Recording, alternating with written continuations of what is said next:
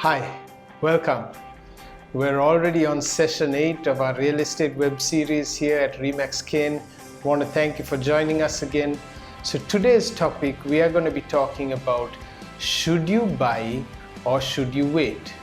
Is this a good time to buy or should you wait a little bit more?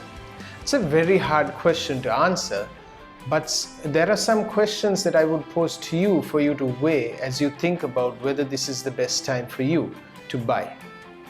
So let's start with the why. Why are you wanting to buy right now? Is it out of requirement or need? Or is it out of wanting to invest and take advantage of an opportunity? So the question really is, are you buying to occupy? As in, you have a need or a requirement, whether it's residential or commercial, or you buying to invest, looking for an opportunity.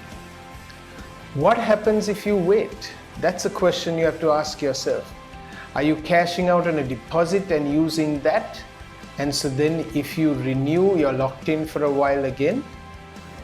Is this a window in which you have cash ready available to you to purchase? Is this a time when you're able to get a loan if you plan to take a loan to buy a new property?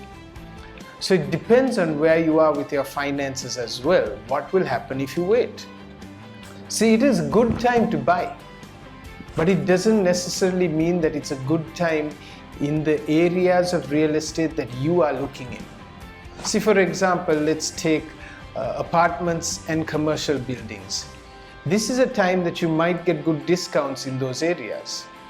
Apartments, I might take some flack for this, but some developers might be in a position of needing to sell some apartments to continue with their development. You also might have buyers who have already purchased apartments, but now they are finding it hard to make the payments, and before they default, they want to dispose of the apartment. You also may have investors who have invested in multiple apartments and they're projecting that finding tenants for these apartments are going to be very difficult.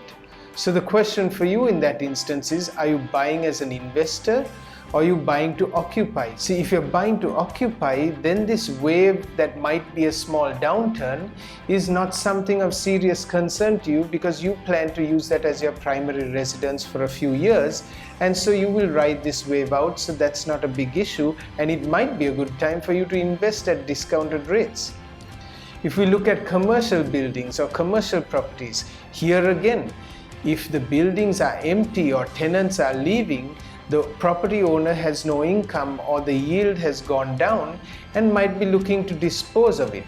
If you have access to those kind of clients, you might consider wanting to invest in such a property, or you might be willing to take the risk because right now you might get a better deal.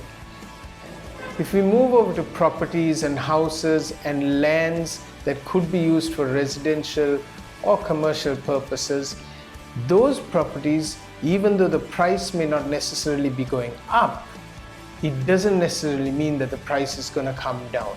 See, 99% or even more of property owners hold full equity. Therefore, they have no need to dispose, and they will turn around and say, this is not the best time to sell. And they may be right, unless you find a seller who is in need of cash or has a cash requirement. They may not be desperate to sell that property, but they may have found a good deal, whether it's in real estate or some other investment right now, and they might want the cash for that project or for that purpose, and therefore they're willing to cash out on it. It all depends on the seller's situation as well. If they hold full equity and it was not something they purchased a couple years ago, so they don't have to look at profit and loss on the property, it's something that they inherited, therefore it's easier to dispose of even if it's at a discount. Now I know a lot of owners don't like to even do that, but there are few, and you will find a few if you look hard enough. So unless someone wants or needs cash right now, they are not going to reduce their price too much. Of course, it doesn't hurt for you to try and see what you can get, because obviously the seller is not going to disclose their circumstances. So it's worth taking a look, pursuing and placing an offer.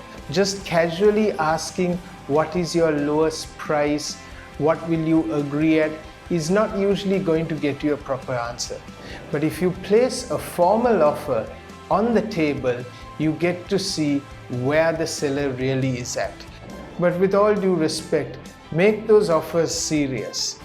If you are seriously interested in a property, decide on how much you want to pay and make a serious offer. And if the owner is willing to come close to that or accept it, be willing and be ready to move on it.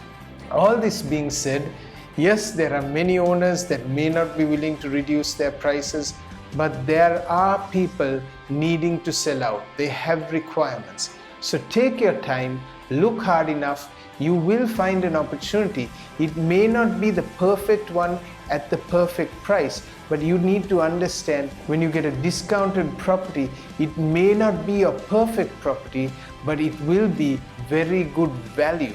So it will be something that you want to pursue.